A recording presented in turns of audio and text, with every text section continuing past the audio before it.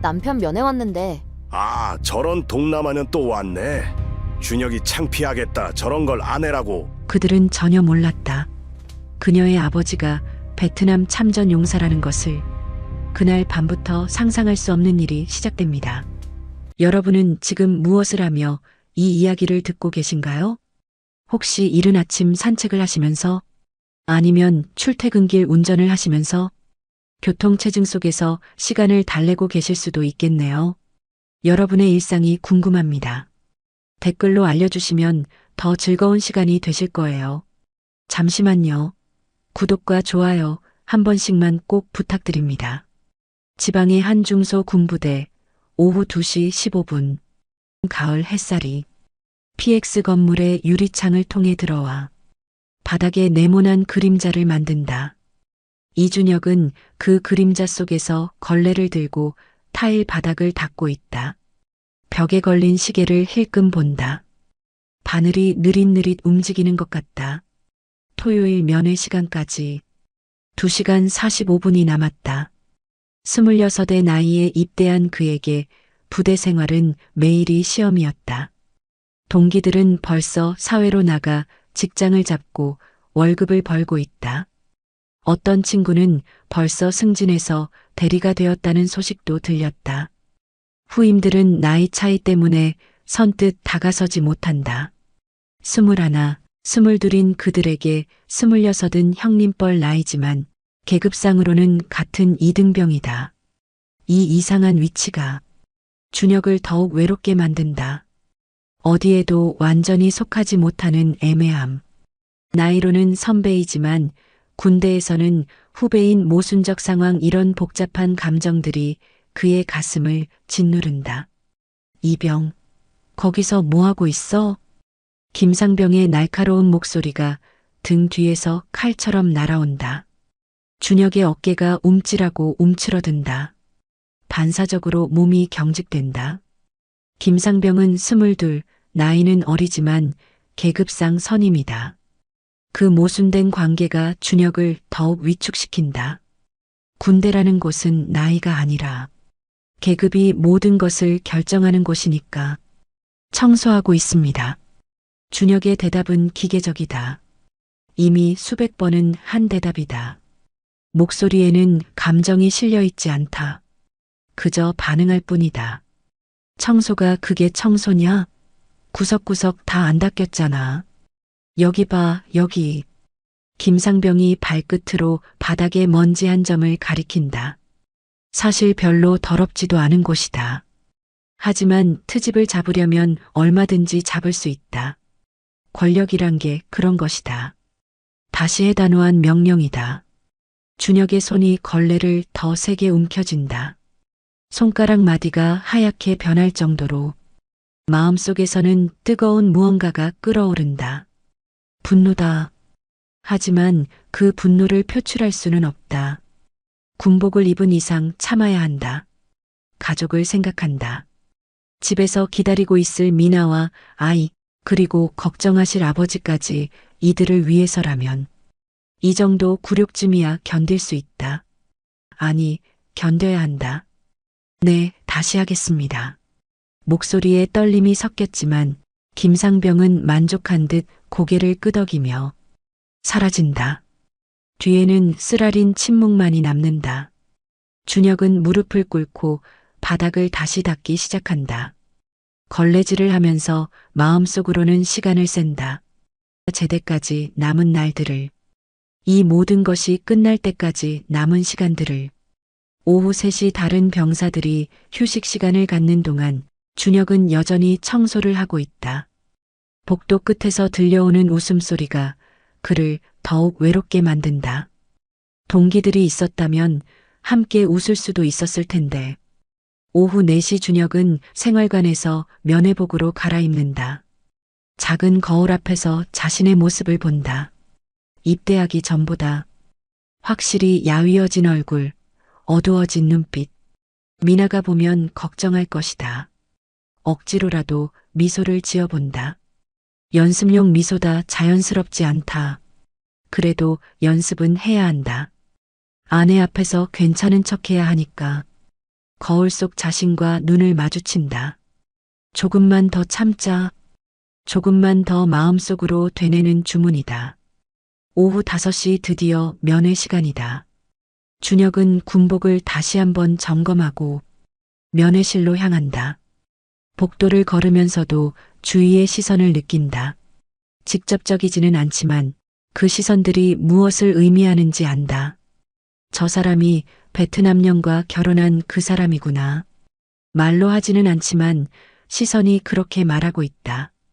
복도 끝에서 익숙한 실루엣이 보인다. 미나다. 그녀는 아이를 안고 조용히 기다리고 있다. 아이는 엄마 품에서 평화롭게 잠들어 있고 미나는 창밖을 바라보며 무언가 생각에 잠겨 있다. 그녀의 옆모습을 바라보는 순간 준혁의 마음이 따뜻해진다. 아직도 아름답다 하니 더 아름다워졌다. 엄마가 된 후에 그 성숙함이 그녀를 더욱 빛나게 만든다. 미나의 얼굴에는 평소와 다름없는 부드러운 미소가 걸려 있지만 준혁은 안다. 그녀의 눈 깊숙한 곳에 스며든 피로와 걱정을 베트남 혼혈이라는 이유만으로 겪어야 하는 차가운 시선들과 날카로운 편견들을. 하지만 그녀는 절대 내색하지 않는다. 남편이 더 힘들어할 것을 알기 때문이다. 여보, 늦었어요? 미나의 목소리는 언제나 따뜻하다. 마치 모든 것이 괜찮다는 듯이 그 목소리만 들어도 준혁의 마음이 편안해진다. 아니야, 나도 막 왔어. 거짓말이었다. 준혁은 20분 전부터 이 자리에서 그녀를 기다리고 있었다. 면회 시간이 되기 전부터 안절부절 못하며 시계만 쳐다보고 있었다. 하지만 그 진실을 말할 수는 없었다. 미나가 더 미안해할 것이기 때문이다. 면회실로 들어가면서 준혁은 주변을 살핀다. 다른 가족들도 와 있다. 대부분 평범한 한국인 가족들이다. 엄마와 아버지가 함께 온 집, 여자친구가 혼자 온 경우, 형제들이 함께 온 경우까지. 그들은 자연스럽게 대화하고 웃는다.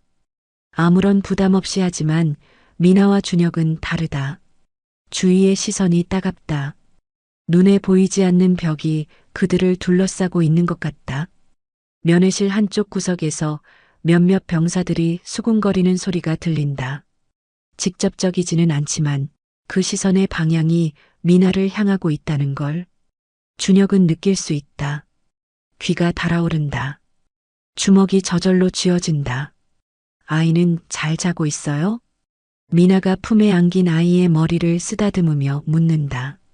아이의 작은 숨소리가 평화롭다. 이 순간만은 모든 것이 괜찮은 것 같다. 세상의 모든 악의와 편견들이 사라진 것 같다.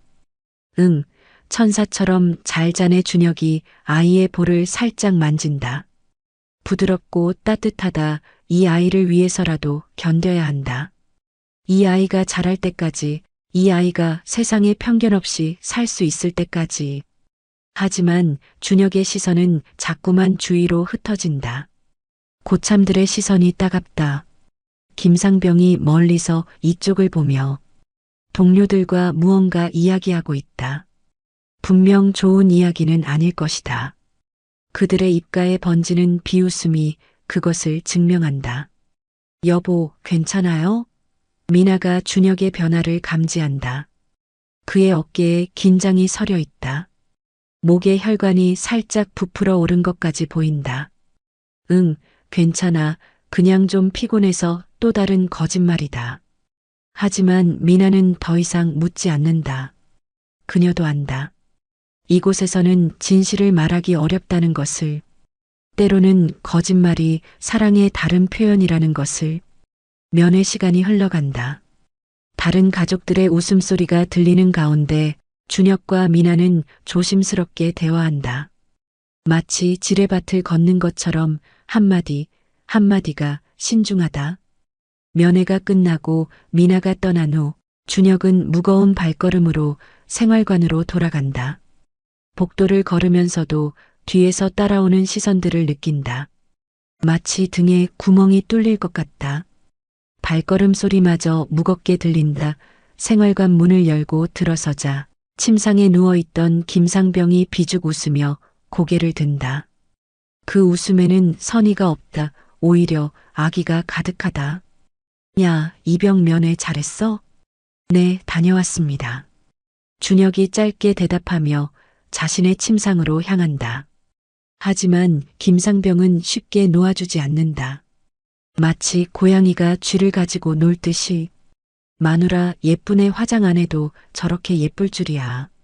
칭찬인 듯 들리지만 그 억양에는 묘한 뉘앙스가 배어 있다. 준혁의 가슴을 찌르는 독이다. 칭찬 같지만 칭찬이 아니다. 감사합니다. 준혁의 대답은 기계적이다. 하지만 속으로는 불편함이 자라나고 있다. 그런데 어떻게 만났어? 혹시 베트남에서? 아니면 국제결혼 중개업체에서? 이상민 일병이 킬킬대며 끼어든다. 21의 나이, 아직 세상 물정을 모르는 표정으로 호기심을 드러낸다. 순수한 질문일 수도 있지만 이 상황에서는 그렇게 들리지 않는다. 아닙니다. 한국에서 만났습니다. 준혁의 대답은 짧고 단호하다. 더 이상 이 주제로 이야기하고 싶지 않다는 의미였다. 하지만 그들은 멈추지 않는다. 오히려 더 신이 난다. 그래. 그럼 한국말 잘하겠네. 발음도 괜찮고. 근데 가끔 억양이 좀.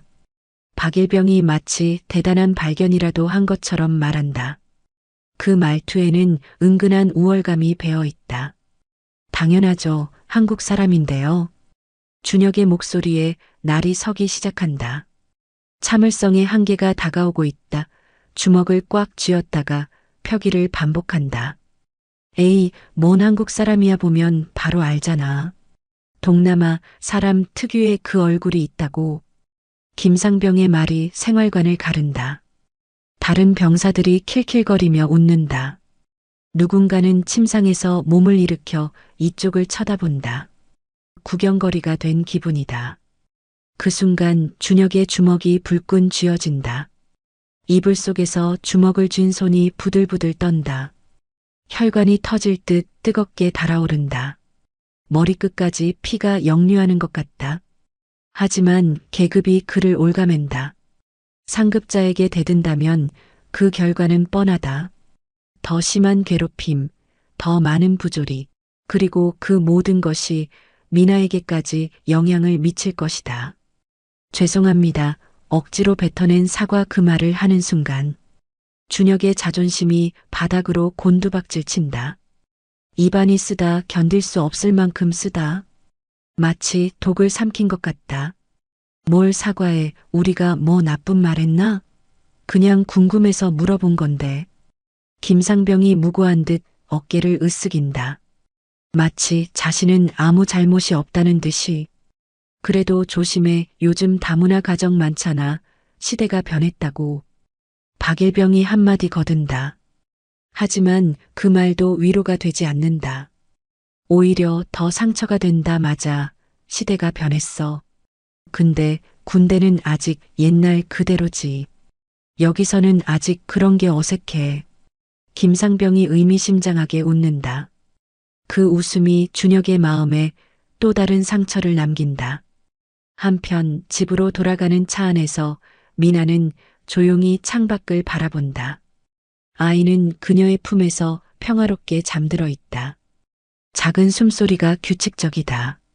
하지만 미나의 마음은 전혀 평화롭지 않다. 오늘 면회에서 느꼈던 그 시선들이 계속 머릿속을 맴돈다. 직접적으로 뭔가를 당한 건 아니다. 하지만 공기 중에 떠도는 그 불편함, 그 차가움을 어떻게 설명할 수 있을까? 아이가 잠시 몸을 뒤척인다. 미나가 아이를 더 꼭 안아준다. 이 아이만은 그런 시선들로부터 지켜주고 싶다. 이 아이가 자랄 때쯤에는 세상이 조금이라도 더 나아지기를 바란다. 베트남 인민군 하사로 복무했던 시절의 기억이 스쳐 지나간다. 그때는 누구도 자신의 출신을 문제 삼지 않았다. 오히려 의무병으로서의 실력을 인정받았다. 부상당한 동료들을 치료하고 외국인 환자들과 소통할 때 통역 역할도 했다. 특히 기억에 남는 것은 심각한 총상을 입은 동료를 구해낸 날이다. 출혈이 심해서 위험한 상황이었는데 미나의 빠른 응급처치와 정확한 판단으로 생명을 구할 수 있었다. 그날 동료들이 박수를 쳐줬던 기억이 있다. 존경받는 군인이었다 하지만 지금은 다르다. 한국에서는 그저 베트남에서 온 여자일 뿐이다. 아무리 한국어를 유창하게 하고 아무리 한국 문화에 적응했다고 해도 얼굴 하나만으로 모든 것이 결정된다. 차가 빨간불에 멈춘다. 미나는 백미러로 자신의 얼굴을 본다. 베트남 어머니와 한국 아버지 사이에서 태어난 얼굴. 어느 쪽에도 완전히 속하지 못하는 얼굴. 예전에는 독특하고 아름답다고 생각했는데 지금은 때로 부담스럽다 하지만 이것이 자신이고 이것이 아이에게 물려준 유전자다. 부끄러워할 이유가 없다. 부끄러워해야 할 사람들은 따로 있다. 집에 도착해 현관문을 열자 아버지 정철호가 거실에서 신문을 읽고 있다. 60년을 살아온 그의 얼굴에는 세월의 흔적이 깊게 패여 있지만 여전히 날카로운 눈빛을 유지하고 있다. 면회 다녀왔구나. 아버지의 목소리는 언제나 차분하다. 하지만 그 차분함 속에는 깊은 애정이 담겨 있다. 네, 아버지. 준혁이는 잘 있고? 이 질문이 나올 때마다 미나는 망설인다. 오늘 면회실에서 느꼈던 불편한 시선들, 준혁의 어두워진 표정들을 아버지에게 말해야 할까? 하지만 걱정을 끼치고 싶지 않다. 아버지도 이미 충분히 많은 것들을 견뎌왔으니까. 네, 잘 있어요. 하지만 철호는 딸의 표정을 자세히 본다. 60년을 살아온 그의 눈에는 딸의 작은 변화도 놓치지 않는다. 무언가 있다. 분명히 무언가 있다. 하지만 지금 당장 추궁하지는 않는다. 때가 되면 딸이 먼저 말할 것이다. 그때까지 기다려주는 것도 아버지의 역할이다. 그래, 다행이다. 철호가 신문을 접으며 말한다. 하지만 그의 마음속에는 불안감이 자라나고 있다. 미나야, 저녁 먹고 차라도 한잔하자. 네, 아버지. 미나가 부엌으로 향하면서 마음속으로 한숨을 쉰다. 언젠가는 아버지에게도 말해야 할 때가 올 것이다. 하지만 아직은 아니다. 조금 더 견뎌보자. 그날 밤 준혁은 잠들지 못하고 천장을 바라본다. 생활관의 다른 병사들은 모두 잠든 것 같다. 고른 숨소리들이 들린다. 하지만 준혁의 마음은 잠들 수 없다. 오늘 있었던 일들이 자꾸만 떠오른다. 김상병의 비웃는 표정, 다른 병사들의 킬킬거리는 웃음소리, 그리고 자신의 무력감까지. 언제까지 이렇게 살아야 할까? 마음속으로 되뇌는 질문이다. 대답은 없다. 다음 주 토요일이 다가온다. 미나는 일주일 내내 이날을 기다렸다. 동시에 두려워하기도 했다. 지난주에 불편했던 기억들 때문이다. 이번 주에는 특별히 준혁이 좋아하는 도시락을 정성껏 준비했다. 김치찌개와 계란말이, 그리고 시원한 오이 냉국까지. 새벽 5시부터 일어나서 하나하나 직접 만들었다. 사랑하는 남편을 위해서. 김치찌개는 준혁이 어릴 때부터 좋아했던 음식이다. 미나가 한국 요리를 배우면서 가장 먼저 마스터한 요리이기도 하다. 처음에는 맛이 어설펐지만 이제는 준혁의 어머니만큼이나 맛있게 끓일 수 있다. 계란말이는 아이가 좋아하는 반찬이다. 부드럽고 달콤해서 아이가 먹다 남긴 것을 준혁이 가져가곤 했다. 오늘은 아예 준혁 몫으로 따로 만들었다. 오이 냉국은 여름철 준혁이 가장 그리워하는 음식이다. 시원하고 개운해서 더운 날씨에 기력을 회복하는 데 도움이 된다. 모든 것을 정성껏 준비하면서 미나는 마음속으로 기도했다. 오늘은 좋은 하루가 되기를. 아무런 불쾌한 일 없이 평화로운 면회가 되기를. 오후 4시 부대에 도착한다. 정문을 지나면서부터 느껴지는 시선들이 지난주보다 더 노골적이다. 마치 소문이 퍼진 것 같다. 베트남 혼혈 여자가 온다는 소문이. 정문 초소의 병사가 미나를 보더니 동료와 무언가 속삭인다. 그들의 시선이 따갑다 하지만 미나는 당당하게 걸어간다. 고개를 숙이지 않는다. 면회실에 들어서자마자 느껴지는 무게감이 더욱 짙어졌다. 지난주보다 더 많은 병사들이 있고 그들의 속삭임도 더욱 거침없다. 저기 또 왔네. 준혁이 그것 때문에 더 고생하는 것 같은데 쯧쯧 불쌍해라. 나 같으면 못하겠다. 솔직히 민망하지 않나? 미나의 등에 무수히 많은 바늘이 꽂히는 듯하다 하지만 그녀는 표정 하나 바꾸지 않는다. 베트남군 복무 시절 익힌 침착함이다. 어떤 상황에서도 동요하지 않는 법을 배웠다. 총알이 머리 위로 지나가는 상황에서도 침착하게 환자를 치료했던 경험이 있다. 그에 비하면 이 정도는 아무것도 아니다. 하지만 왜 이렇게 마음이 아플까? 준혁이 나타난다. 지난주보다 더 야윈 얼굴, 더 어두운 눈빛이다. 일주일 동안 무슨 일이 있었는지 짐작이 간다. 고생 많았어요. 미나의 인사는 언제나 정중하다 하지만 오늘은 평소보다 더 따뜻하게 말한다. 남편을 위로하고 싶어서. 무슨 고생이야. 당신이 더 힘들지. 준혁의 대답에는 미안함이 배어 있다. 아내를 지켜주지 못하는 남편의 미안함이. 둘 사이의 대화는 조심스럽다. 마치 지뢰밭을 걷는 것처럼 주위의 시선들이 그들의 대화마저 위축시킨다. 도시락 가져왔어요. 좋아하는 김치찌개. 미나가 정성스럽게 준비한 도시락을 내민다. 한국 전통 보자기에 곱게 싸서 가져왔다. 고마워. 나중에 맛있게 먹을게. 준혁이 받아들지만 그의 시선은 계속 주위를 맴돈다. 불안하다. 언제 또 누가 와서 트집을 잡을지 모른다. 그때 김상병이 다가온다. 얼굴에는 비꼬는 듯한 미소가 걸려 있다. 미나는 본능적으로 경계심을 느낀다. 위험한 냄새가 난다. 안녕하세요. 형수님, 형수님이라는 호칭이지만 그 억양에는 존경이 담겨 있지 않다. 오히려 조롱에 가깝다. 마치 연기를 하는 것 같다. 안녕하세요. 미나는 정중하게 인사한다. 하지만 경계는 늦추지 않는다. 한국 생활은 어떠세요? 적응 잘 되시죠? 김상병의 질문은 겉으로는 친근해 보이지만 그 속에는 다른 의도가 숨어 있다. 네, 잘 지내고 있습니다. 그럼 다행이네요. 우리나라가 동남아 사람들한테는 좀 까다로울 수 있거든요. 특히 나이 드신 분들은 더 그렇고.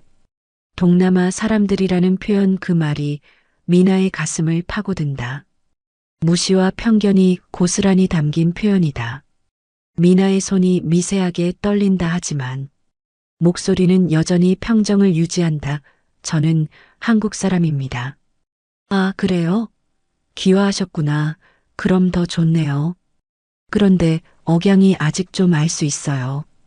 김상병이 고개를 갸웃거린다. 마치 무언가를 발견한 것처럼. 그 표정이 미나를 더욱 불쾌하게 만든다. 그리고 피부색도 좀 햇빛을 많이 받으신 것 같아요. 이제는 대놓고 외모를 지적한다. 준혁의 주먹이 테이블 아래에서 꽉 쥐어진다. 더 이상 참을 수 없다. 저희 이야기 좀 할 수 있을까요? 준혁의 목소리에 간청이 섞여 있다. 제발 그만 좀 하라는 의미다. 아, 네네, 물론이죠. 부부 시간을 가져야죠. 그런데 형수님. 김상병이 미나를 다시 바라본다. 다음에 오실 때는 좀 더 조용히 오세요. 너무 눈에 띄니까. 다른 가족들이 불편해하시더라고요. 그 말이 떨어지는 순간 미나의 얼굴이 순간 굳어진다. 준혁은 일어서려고 한다 하지만 미나가 그의 손을 잡아 말린다. 알겠습니다. 미나의 대답은 차분하다 하지만 그 차분함 속에는 차가운 분노가 숨어 있다. 김상병은 만족한 듯 웃으며 자리를 뜬다. 뒤에는 차가운 침묵만이 남는다. 여보. 준혁이 미나의 손을 잡으려 하지만 미나는 살짝 피한다. 누군가 볼까봐가 아니다. 지금 당장은 누구의 위로도 받고 싶지 않아서다. 괜찮아요. 신경 쓰지 마세요. 면회 시간이 끝나간다. 평소보다 빨리 지나간 것 같다. 아니, 평소보다 느리게 지나간 것 같기도 하다. 시간의 감각이 이상하다. 이제 들어가 봐야겠네요. 미나가 일어서며 말한다. 목소리는 평상시와 다름없지만 준혁은 안다. 그녀가 얼마나 상처받았는지를. 여보, 미안해 모려. 당신 잘못이 아니잖아요. 하지만 준혁은 자신의 무력함이 미안하다. 아내를 지켜주지 못하는 남편의 무력함이 미나가 떠난 후 준혁에게 더욱 가혹한 시간이 시작된다. 야, 이병. 마누라 기분 상한 것 같던데? 김상병의 말에 다른 고참들이 킬킬 웃는다. 마치 재미있는 구경거리를 본 것처럼. 괜찮습니다. 뭐가 괜찮아? 베트남년이 화났잖아. 얼굴 보니까 확실히 화났더라. 그 순간 준혁의 이성이 끊어진다. 베트남년이라는 말이 그의 마지막 인내심마저 불태워버린다. 말 조심해 주십시오. 준혁의 목소리가 생활관을 가른다. 모든 병사들의 시선이 그에게 집중된다. 순간 생활관이 조용해진다. 김상병의 표정이 순식간에 일그러진다. 뭐라고? 제 아내를 그런 식으로 부르지 마십시오. 준혁의 목소리는 떨리고 있지만 단호하다. 더 이상 참을 수 없다는 절박함이 배어 있다. 이 새끼가 지금 나한테 반항하는 거야? 김상병이 벌떡 일어선다. 다른 고참들도 하나둘 자리에서 일어난다. 준혁은 혼자다. 완전히 혼자다. 반항이 아닙니다. 부탁입니다. 준혁의 목소리에는 간절함이 담겨 있다. 하지만 김상병에게는 그마저도 도전으로 보인다. 부탁? 이병 주제에? 김상병의 주먹이 준혁의 어깨를 친다. 세게는 아니지만 그 의미는 명확하다. 더 심한 일이 일어날 수 있다는 경고다. 오늘 밤 불침번 내가 서라. 혼자서. 2번 김상병이 차갑게 말한다.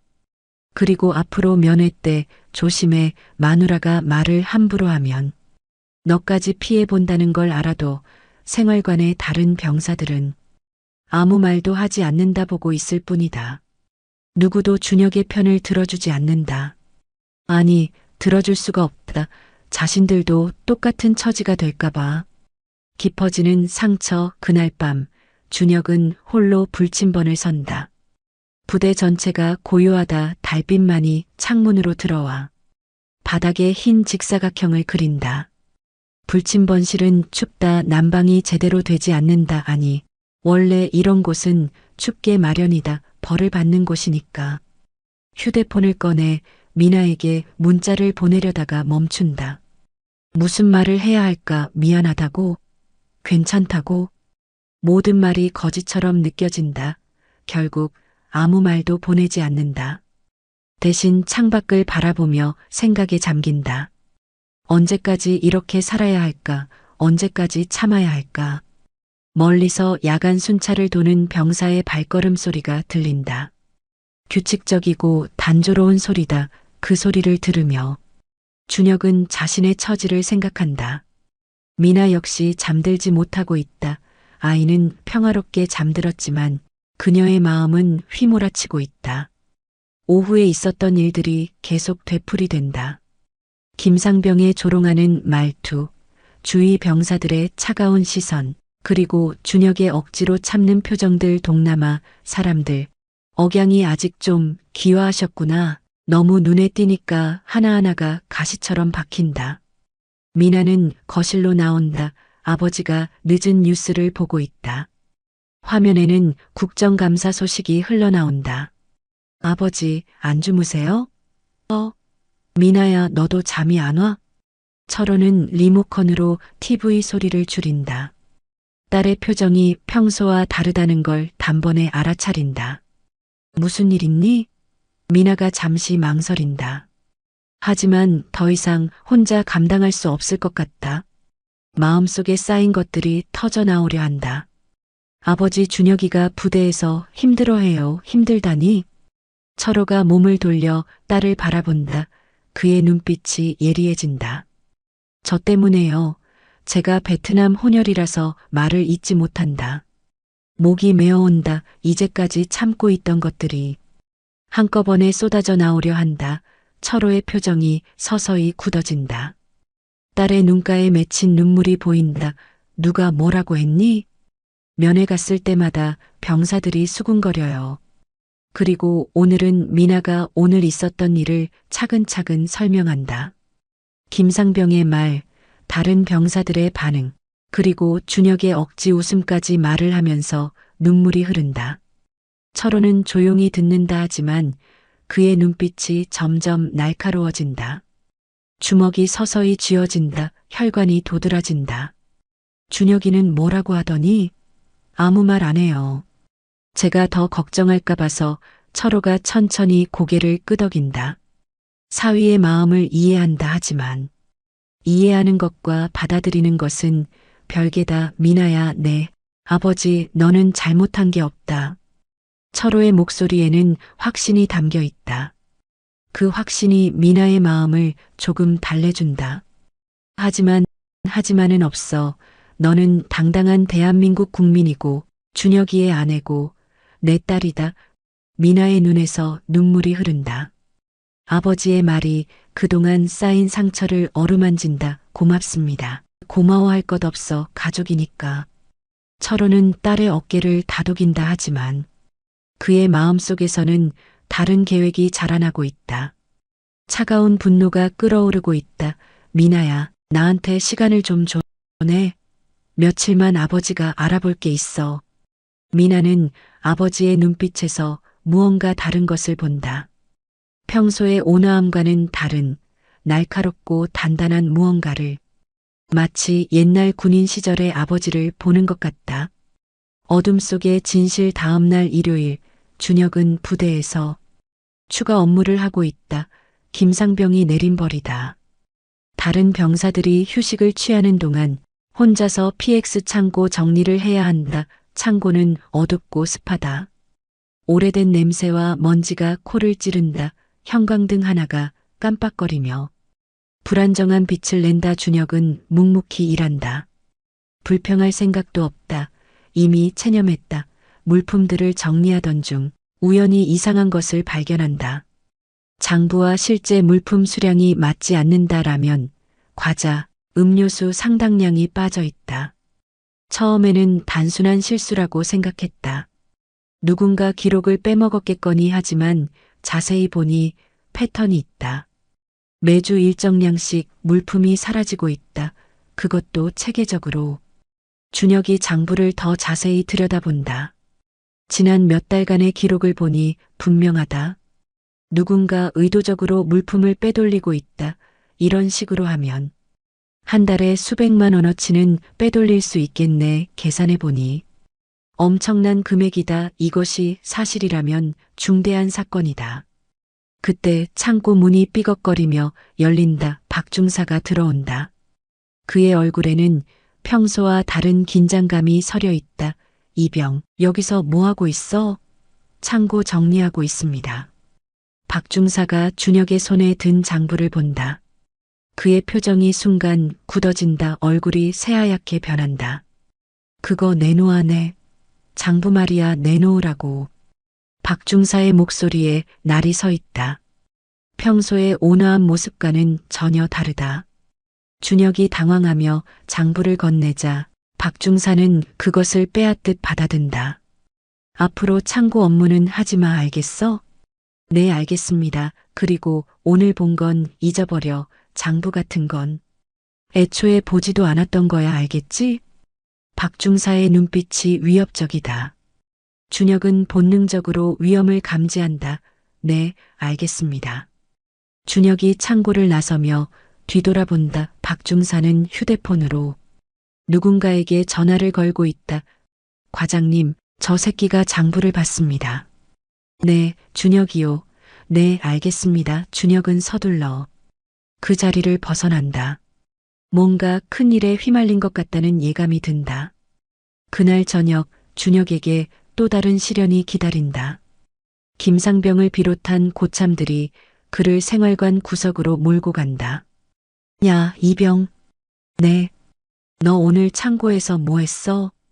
준혁의 심장이 쿵쾅거린다.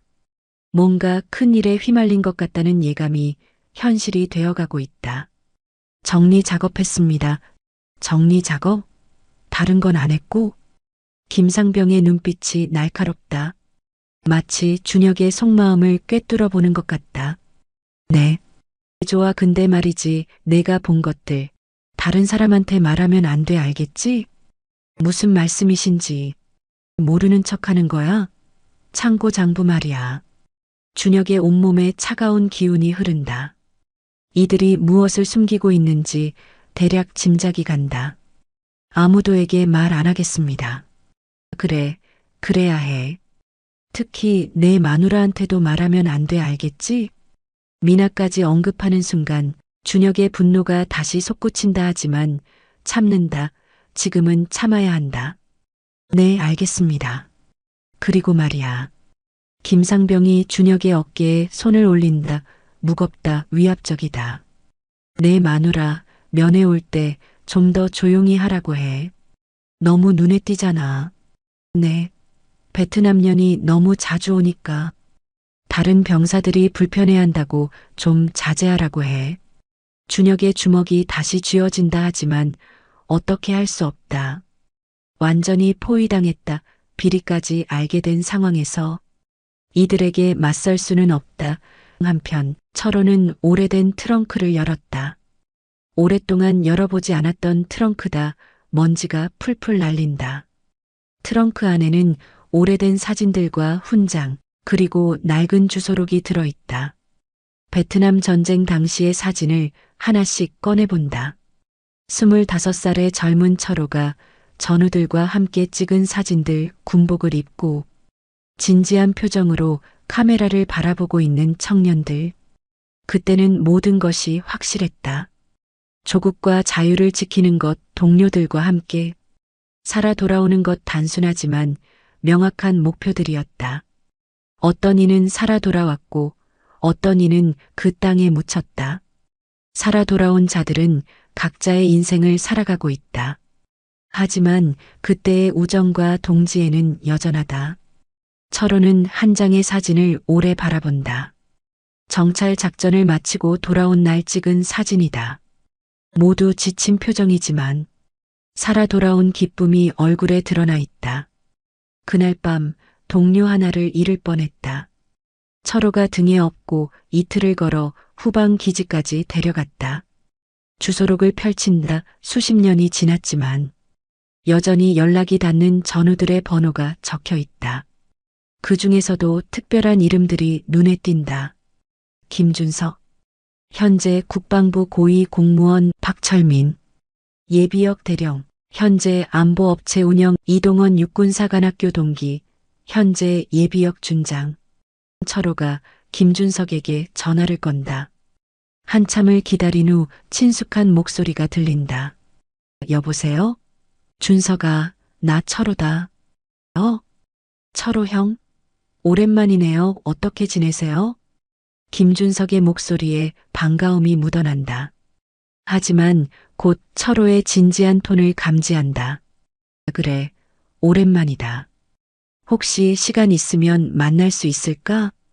김준석은 철호의 목소리에서 심상치 않은 기운을 감지한다. 평소의 여유로운 톤과는 다르다. 뭔가 급한 일이 있는 것 같다. 물론이죠. 무슨 일이세요? 전화로는 어려운 일이고 직접 만나서 이야기하자. 그럼 내일 오후에 용산에서 만날까요? 예전에 자주 가던 그 찻집 기억나죠? 기억한다. 내일 3시에 보자. 전화를 끊고 철호는 다시 사진을 본다. 젊은 시절의 자신과 전우들. 그때는 나라를 지키겠다는 일념뿐이었다. 지금은 가족을 지켜야 한다. 그날 밤 철호는 잠들지 못한다. 딸의 눈물 어린 얼굴이 계속 떠오른다. 그리고 분노가 솟구친다. 베트남 전쟁터에서 목숨을 걸고 싸웠던 자신의 딸이 그 딸의 남편이 군대에서 모욕을 당하고 있다는 사실에 새벽 2시 철호는 침대에서 일어나 서재로 향한다. 벽에 걸린 참전 기념패를 내려다본다. 조국과 자유를 위하여. 그때의 다짐이 되살아난다. 이제는 조국이 아니라 가족을 위해서다. 하지만 싸우겠다는 의지는 그때와 똑같다. 다음 날 오후 3시 용산의 한 찻집에서 철호와 김준석이 만난다. 이 찻집은 이들이 젊은 시절 자주 오던 곳이다. 내부는 예전과 크게 달라지지 않았다. 다만 손님들의 연령대가 높아진 것 같다. 김준석은 국방부에서 중요한 역할을 하고 있는 고위 공무원이다. 여전히 군인 같은 자세와 눈빛을 유지하고 있다. 정년퇴직까지 얼마 남지 않았지만 여전히 현역 못지않은 카리스마를 유지하고 있다. 형, 정말 오랜만이네요. 몇 년 만인가요? 그러게 말이다. 시간이 참 빠르다. 둘은 잠시 안부를 묻는다. 서로의 가족 이야기, 건강 이야기 등. 하지만 철호의 표정이 점점 진지해진다. 준석아, 무슨 일이세요? 김준석이 먼저 본론을 꺼낸다. 철호의 표정에서 심상치 않은 기운을 느끼기 때문이다. 철호가 지난 며칠간 있었던 일들을 차근차근 설명한다. 딸의 면회길에서 당한 모욕, 사위가 겪고 있는 괴롭힘, 그리고 의심스러운 물품 관리 실태까지 한마디도 빠뜨리지 않고 정확하게 전달한다. 김준석의 표정이 점점 심각해진다. 찻잔을 든 손이 굳어 있다. 어느 부대입니까? 기계화 보병사단 27연대. 김준석이 휴대폰을 꺼내 뭔가를 검색한다. 부대 정보를 확인하는 것 같다. 박대영 중령이 지휘관이군요. 그 사람을 아나? 직접 아는 건 아니지만 소문은 들었습니다. 김준석이 조심스럽게 말을 꺼낸다. 주변을 살피며 목소리를 낮춘다. 어떤 소문? 부대 운영에 문제가 있다는 소문들이요. 구체적으로는 말할 수 없지만 PX 관련해서도 여러 제보가 들어온 적이 있습니다. 철호의 눈빛이 날카로워진다. 역시 그런 일이 있었구나. 제보? 네, 하지만 구체적인 증거가 없어서 진행하지 못했습니다. 군 내부 문제라는 게 참 복잡하거든요. 함부로 움직였다가는 오히려 제보자가 피해를 볼 수 있어서요. 철호가 고개를 끄덕인다. 군 조직의 특성을 잘 알고 있다. 준석아. 네, 형. 나는 이 나라를 위해 젊음을 바쳤다. 그런 내 딸이 군대에서 모욕을 당하고 있어.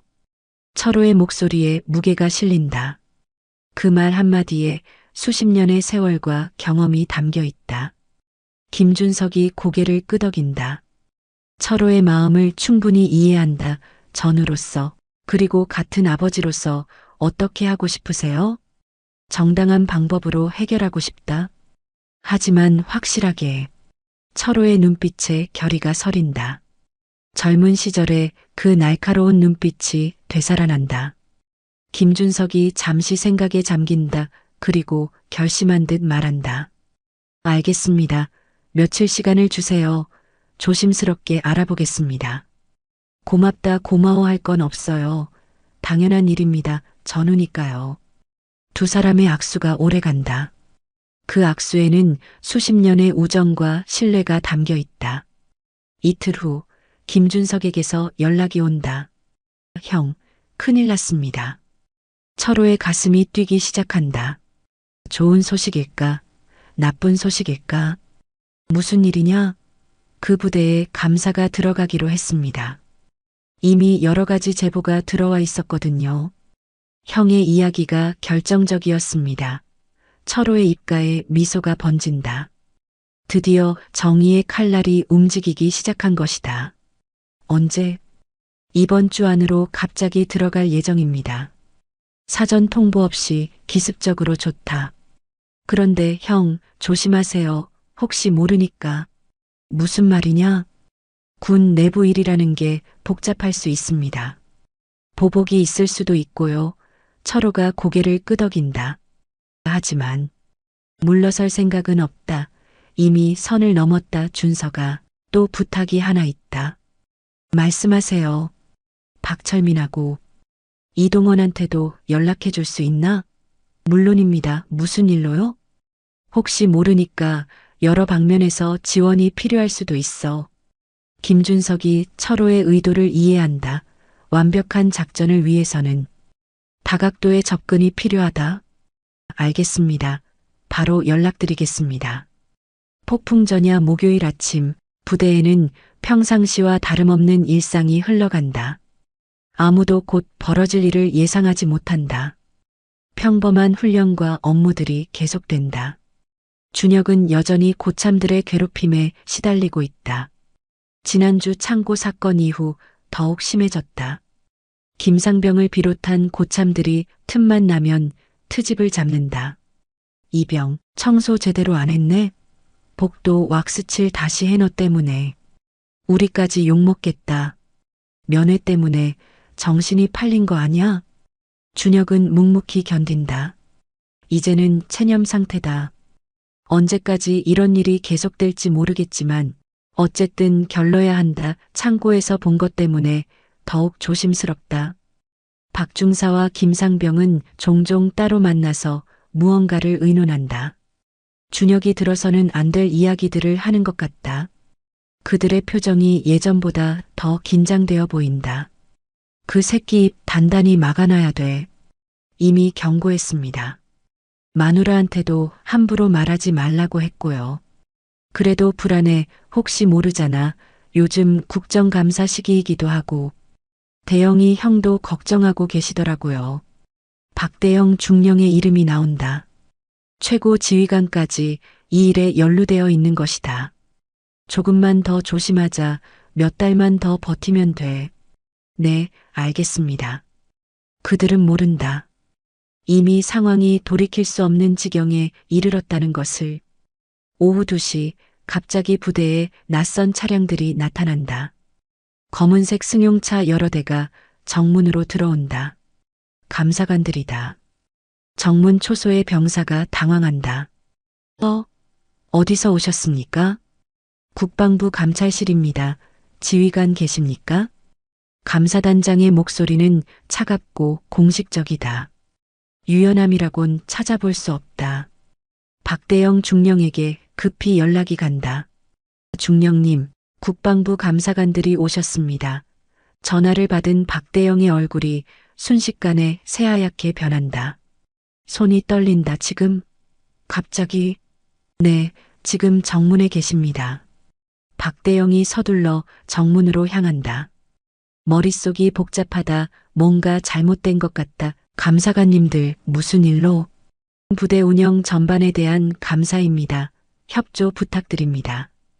감사단장의 목소리는 차갑고 공식적이다. 사전 공지를 받지 못했는데요. 기습 감사입니다. 필요한 서류들을 준비해 주십시오. 박대영의 이마에 식은땀이 맺힌다. 기습 감사라는 것은 뭔가 구체적인 의혹이 있다는 뜻이다. 김상병과 박중사는 초조한 얼굴로 서로를 쳐다본다. 뭔가 큰일이 터진 것을 직감한다. 이거 뭔 일이야? 모르겠어요. 갑자기 온 것 같은데. 준혁은 감사관들의 등장에 놀라면서도 한편으로는 안도감을 느낀다. 드디어 진실이 드러날 때가 온 것이다. 감사단은 체계적으로 움직인다. 각자 맡은 영역이 분명하다. PX 관련 서류 모두 준비해 주십시오. 부대 내 생활 실태에 대한 자료도 필요합니다. 병사들 개별 면담도 실시하겠습니다. 박대영은 어찌할 바를 모른다. 거부할 수도 없고 그렇다고 순순히 협조하기도 어렵다. 정의의 실현 감사단은 체계적으로 움직인다. 마치 이미 모든 것을 알고 있는 것처럼 정확하게 급소를 찌른다. 오후 4시 감사관들이 PX 창고를 조사한다. 준혁이 며칠 전 정리했던 바로 그 창고다. 장부와 실제 물품을 대조해 보겠습니다. 감사관의 말에 박중사의 얼굴이 파랗게 변한다. 재고 조사가 시작된다. 라면, 과자, 음료수 하나하나 세심하게 확인한다. 이거 어떻게 설명하시겠습니까? 감사관이 박중사를 향해 날카롭게 묻는다.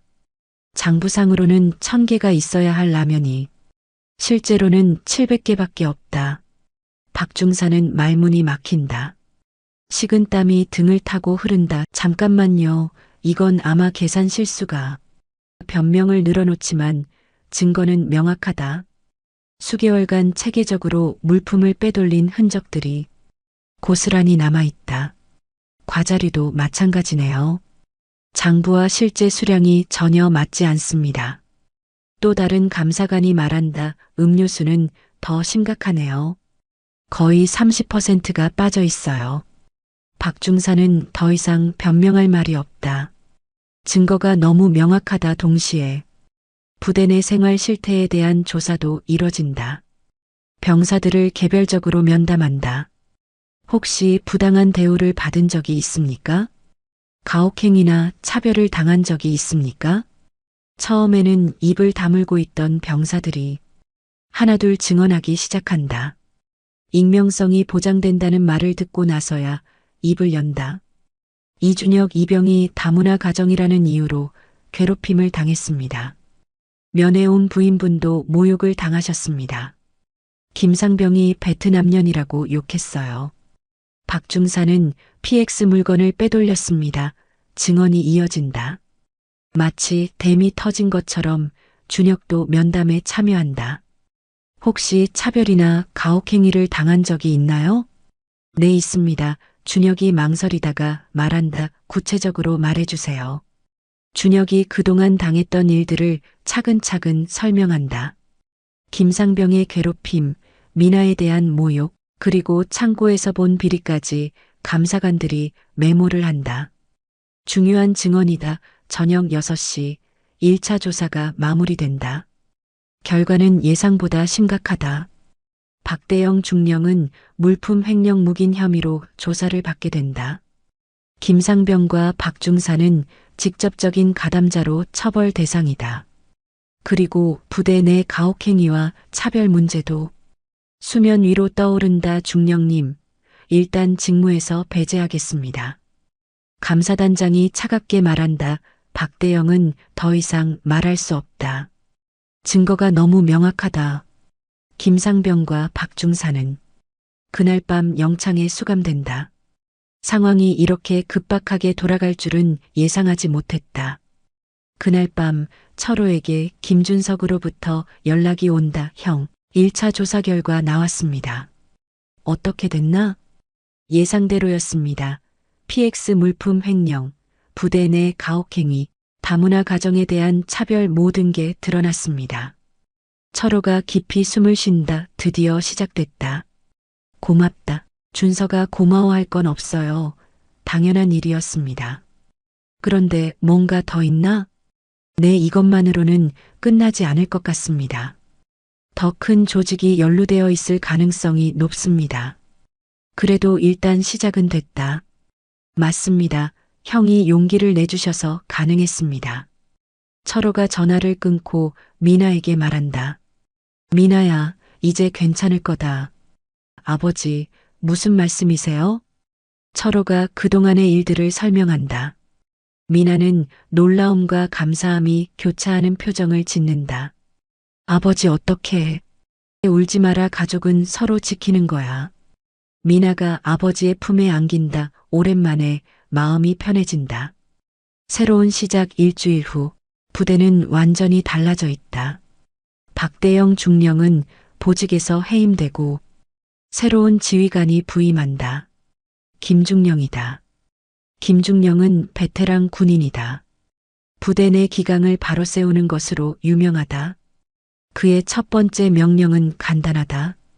앞으로 이 부대에서는 어떤 차별도 어떤 가혹행위도 용납하지 않겠습니다. 김상병과 박중사는 징계를 받고 전속 조치된다. 부대 내 분위기도 완전히 바뀐다. 가혹행위나 차별이 사라진다. 새로운 중대장도 부임한다. 이중이다. 젊지만 원칙이 확실한 장교다. 병사 여러분, 저는 이중희입니다. 앞으로 우리 중대는 상호 존중을 기반으로 운영하겠습니다. 병사들의 표정이 밝아진다. 드디어 숨통이 트인 기분이다. 토요일 면회일 미나가 다시 부대를 찾는다. 하지만 이번에는 분위기가 완전히 다르다. 정문을 지나며 느끼는 시선들이 달라졌다. 호기심 어린 눈빛은 있지만 이전에 그 차가운 시선들은 사라졌다. 안녕하세요. 정문 초소의 병사가 정중하게 인사한다. 예전과는 완전히 다른 대우다. 면회실에 들어서자 준혁이 기다리고 있다. 그의 얼굴에는 오랜만에 진짜 미소가 걸려 있다. 지난 몇 주간 보지 못했던 여유로운 표정이다. 여보, 많이 기다렸어요? 미나의 목소리에도 긴장감이 사라졌다. 아니야, 나도 막 왔어. 이번에는 거짓말이 아니다. 준혁의 목소리에 여유가 느껴진다. 예전처럼 주변을 경계하지 않는다. 부대 분위기가 많이 달라졌다면서요? 응, 새로운 중대장님이 오셨거든. 정말 좋은 분이야. 준혁이 지난 일주일간의 변화를 설명한다. 부조리했던 관행들이 사라지고 병사들 간의 상호 존중이 자리 잡았다는 것, 가혹행위나 차별이 완전히 사라졌다는 것, 그리고 말이야. 준혁이 미나의 손을 잡는다. 이번에는 피하지 않는다. 누가 봐도 상관없다는 듯이 아버지께서 하신 일 다 알고 있어. 미나의 눈이 커진다. 어떻게? 새 중대장님이 말씀해 주셨어. 참전 용사이신 장인어른께서 정당한 절차를 통해 문제를 해결해 주셨다고. 준혁의 목소리에 깊은 감사함이 배어 있다. 미안해, 여보, 내가 지켜주지 못해서. 무슨 소리예요? 당신은 충분히 잘했어요. 그 어려운 상황에서 끝까지 참고 견뎠잖아요. 미나가 준혁의 손을 꼭 잡는다. 이제 정말 괜찮을 거예요. 둘은 오랜만에 편안하게 대화한다. 주위의 시선을 의식하지 않고 자연스럽게 웃고 이야기한다. 다른 면의 가족들도 그들을 자연스럽게 받아들인다. 예전처럼 수군거리거나 시선을 보내지 않는다. 진정한 승리 한 달 후 준혁에게서 전화가 온다. 여보, 좋은 소식이 있어. 미나가 전화를 받으며 미소를 짓는다. 요즘 준혁의 전화는 항상 좋은 소식이다. 무슨 소식이에요? 부대에서 모범 병사로 추천받았어. 미나의 얼굴에 환한 미소가 번진다. 정말요? 축하해요. 그리고 중대장님이 말씀하시는데 제대 후에 취업 추천도 해주실 수 있다고 하셔. 이제는 정말로 새로운 시작이다. 차별과 편견 대신 인정과 존중이 자리 잡았다. 어떤 회사인데요? 중대장님 친구분이 운영하시는 보안업체래. 군 경험을 인정해 준다고 하시더라고. 준혁의 목소리에 희망이 넘친다. 처음으로 미래에 대한 구체적인 계획을 세울 수 있게 됐다. 정말 다행이에요. 힘든 시간이 헛되지 않았네요. 응, 이제 정말 새로운 시작이야. 그날 밤 온 가족이 모여 앉는다. 철호, 미나, 그리고 평화롭게 잠든 아이까지. 할아버지, 어떻게 그렇게 빨리 문제를 해결하셨어요? 미나의 질문에 철호가 잔잔한 미소를 짓는다. 미나야, 세상에는 보이지 않는 끈들이 있단다. 끈이요? 사람과 사람을 잇는 끈, 신뢰의 끈, 의리의 끈, 그리고 정의의 끈 말이야. 철호가 창밖을 바라본다. 밤하늘에는 별들이 반짝인다. 베트남에서 함께 싸웠던 전우들이 지금도 각자의 자리에서 나라를 지키고 있어. 그 끈이 오늘 우리 가족을 지켜준 거야. 미나가 고개를 끄덕인다. 아버지의 말이 깊이 와닿는다. 하지만 가장 중요한 건 철호가 미나를 바라본다. 너 자신을 믿는 거야. 너는 당당한 대한민국 국민이고 자랑스러운 내 딸이니까. 네, 아버지, 이제 정말 알겠어요. 과거와 현재의 만남 몇 주 후 철호에게 특별한 손님이 찾아온다. 김준석이다. 형, 안녕하세요. 준석아, 어서 와. 직접 찾아와 주다니.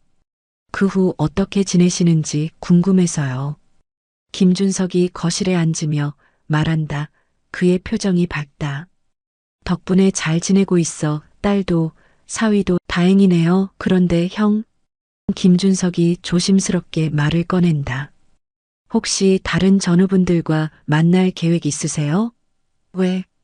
이번 일을 계기로 참전 용사회에서 형을 초청하고 싶어 하거든요.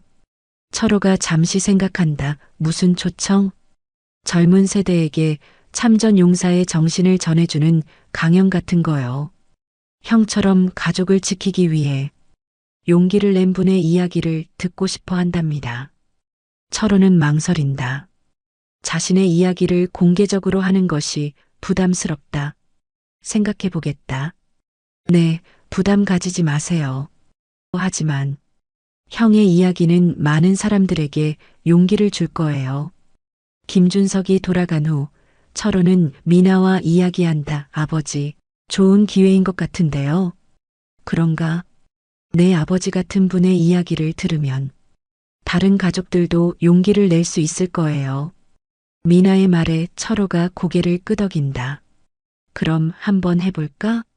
전하는 용기 한 달 후 서울의 한 강당에서 참전 용사회 주최 강연이 열린다. 제목은 가족을 지킨 용기다. 철호는 단상에 선다.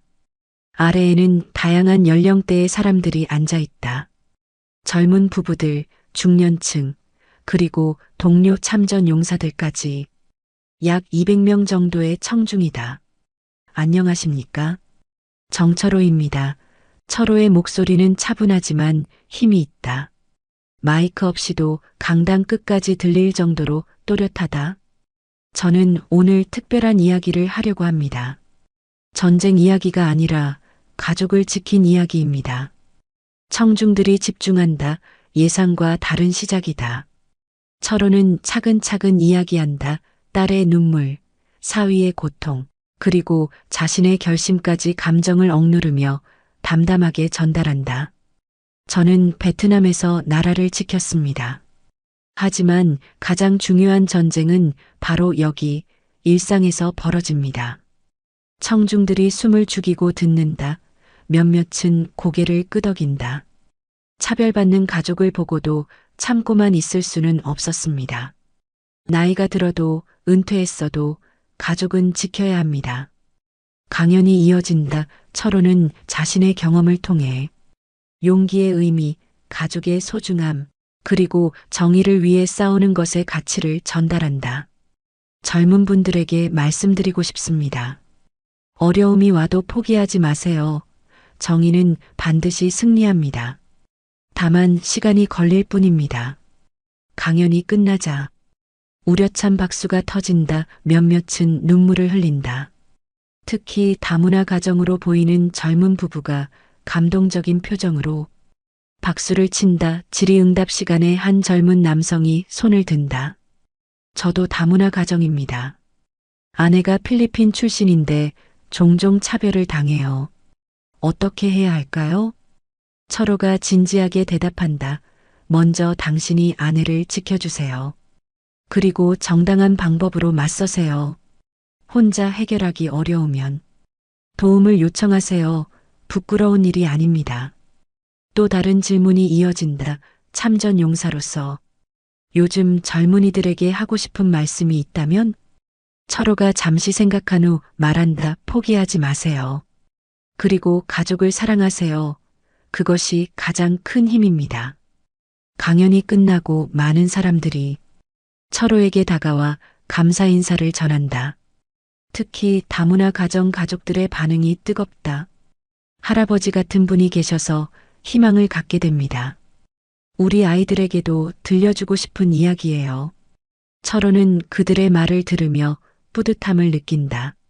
자신의 경험이 다른 사람들에게 도움이 된다는 것이 원만한 결말. 강연이 끝나고 며칠 후 준혁이 제대한다. 부대에서의 마지막 날 새로 부임한 김중령이 직접 격려한다. 준혁이 수고 많았습니다. 감사합니다. 중대장님. 앞으로도 당당하게 사세요. 그리고 장인어른께 안부 전해주세요. 네, 꼭 전하겠습니다. 준혁의 제대식에는 미나와 철호, 그리고 아이까지 모두 참석한다. 가족이 함께하는 뜻깊은 순간이다. 이제 정말 끝이네요. 미나가 준혁의 손을 잡으며 말한다. 응, 이제 새로운 시작이야. 준혁이 답한다. 그의 얼굴에는 자신감이 넘친다. 집으로 돌아오는 길, 준혁이 아버지에게 말한다. 아버지, 정말 감사합니다. 아버지가 아니었다면 고마워할 것 없다. 가족이니까. 철호의 대답은 언제나 같다 하지만 정말 준혁아. 네, 이제 내가 가장이다. 미나와 아이를 잘 지켜라. 네, 꼭 그렇게 하겠습니다. 준혁의 목소리에 결의가 서린다. 새로운 일상. 준혁이 취업한 보안업체는 생각보다 좋은 곳이다. 군 경험을 인정해주고 다문화 가정에 대한 편견도 없다. 첫 출근 날 준혁은 새로운 마음으로 회사에 나간다. 안녕하세요. 이준혁입니다. 어서 와요. 많이 들었습니다. 군대에서 고생 많이 하셨다면서요? 팀장의 말에 준혁이 잠시 당황한다. 어떻게 김중령 님이 말씀해 주셨어요? 훌륭한 인품의 소유자라고 하시더군요. 준혁의 마음이 따뜻해진다. 세상에는 좋은 사람들이 더 많다는 것을 새삼 느낀다. 열심히 하겠습니다. 우리 회사는 실력과 성실함을 중요하게 봅니다. 출신이나 배경은 상관없어요. 팀장의 말이 준혁에게 큰 힘이 된다. 한편 미나는 집에서 아이를 키우며 평화로운 일상을 보낸다. 더 이상 차별이나 편견에 대한 걱정을 하지 않는다. 어느 날 동네 마트에서 장을 보던 중 다른 다문화 가정 엄마를 만난다. 안녕하세요. 아, 안녕하세요. 베트남 출신 여성이다. 아직 한국 생활에 적응하지 못한 듯 어색해한다. 혹시 어려운 일 있으시면 언제든지 말씀하세요. 미나가 자신의 연락처를 건넨다. 정말요? 네, 저도 예전에 도움을 많이 받았거든요. 미나는 이제 도움을 주는 쪽이 되었다. 자신이 겪었던 어려움을 다른 사람은 겪지 않게 하고 싶다. 준혁의 회사 생활은 순조롭다. 성실함과 책임감을 인정받아 승진도 한다. 준혁 씨, 수고 많으셨습니다. 이번 달 우수 사원으로 선정됐어요. 감사합니다. 가족분들도 자랑스러워 하시겠네요. 준혁이 미소 짓는다. 이제는 당당하다. 미나는 다문화 가정지원센터에서 자원봉사를 시작한다.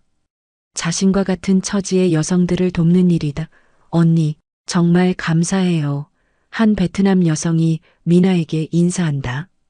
언니 덕분에 용기를 낼 수 있었어요. 미나가 미소 짓는다. 자신의 경험이 다른 사람들에게 도움이 된다는 것이 뿌듯하다.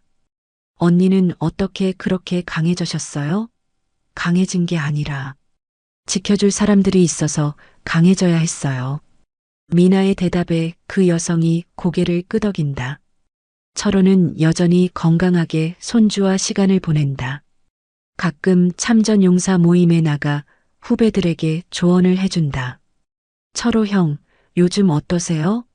좋다. 가족들이 모두 잘 지내니까 부럽습니다. 저희도 형처럼 살고 싶어요. 어려운 일 있으면 언제든지 연락해. 혼자 끙끙 앓지 말고. 철호는 이제 다른 사람들의 든든한 버팀목이 되어주고 있다. 준혁과 미나에게 둘째 아이가 태어난다. 건강한 아들이다. 할아버지, 손자 어때요? 미나가 철호에게 갓 태어난 아이를 보여준다. 잘생겼다. 우리 준혁이 닮았어. 철호가 손자를 안으며 미소 짓는다. 생명의 신비로움에 또 한 번 감동한다. 이름은 뭘로 할까? 준혁이가 정하라고 해. 준혁이 생각에 잠긴다. 정희웅이 어떨까요? 정희웅? 내 정의로운 영웅이라는 뜻으로. 철호가 고개를 끄덕인다. 좋은 이름이다. 할아버지도 마음에 든다. 가족들이 모두 웃는다. 이제 정말로 완전한 가족이 되었다. 지혜의 전수 정희웅이 5살이 되던 해, 철호는 손자들에게 자신의 이야기를 들려준다. 할아버지, 베트남이 어디야? 큰 손자가 묻는다. 멀리 있는 나라야. 할아버지가 젊었을 때 다녀온 곳이지. 왜 갔어? 나라를 지키러 갔단다. 철호가 쉽게 설명해 준다. 그럼 할아버지는 영웅이야? 영웅은 아니야. 그냥 해야 할 일을 한 거지. 엄마도 베트남 사람이야? 엄마는 한국 사람이야. 다만 엄마의 엄마가 베트남 사람이셨지. 아이들이 고개를 끄덕인다. 할아버지, 우리는 뭐야? 너희들은 자랑스러운 대한민국 사람이야. 그리고 할아버지의 소중한 손자들이고. 철호의 대답에 아이들이 웃는다. 할아버지가 가장 중요하게 생각하는 게 뭐야? 가족이야. 서로 사랑하고 지켜주는 것. 우리도 서로 지켜줄 거야. 그래, 그렇게 해야지. 온 가족이 저녁을 먹는다. 준혁이 전화를 걸어 안부를 묻고 아이들이 제잘거리며 하루 있었던 일을 이야기한다. 할아버지, 오늘 학교에서 다문화 가정에 대한 수업을 했어요. 큰 손자가 말한다. 그래? 어떤 이야기를 들었니? 여러 나라 사람들이 한국에 와서 살고 있대요. 그리고 그분들도 우리와 똑같은 사람들이래요. 맞다. 모든 사람은 소중해. 저희 반에도 외국에서 온 친구가 있어요. 이름이 미카엘이에요. 그 친구와 잘 지내니? 네. 축구도 같이 하고 게임도 같이 해요. 철호가 만족스럽게 웃는다. 세상이 조금씩 나아지고 있다. 평범하지만 소중한 일상이다. 이것을 지키기 위해. 철호는 싸웠고 이겼다. 그날 밤 잠자리에 들기 전 철호는 창밖을 바라본다. 별이 총총히 떠 있다. 고맙습니다. 작은 속삭임이 밤 공기에 스며든다. 세상의 모든 가족들이 평화롭기를, 차별받지 않기를, 그리고 서로 사랑하며 살아가기를 바라는 마음을 담아서. 베트남 참전 용사 정철호의 이야기는 이렇게 끝이 난다. 여러분은 이 긴 이야기를 들으시면서 어떤 생각이 드셨나요?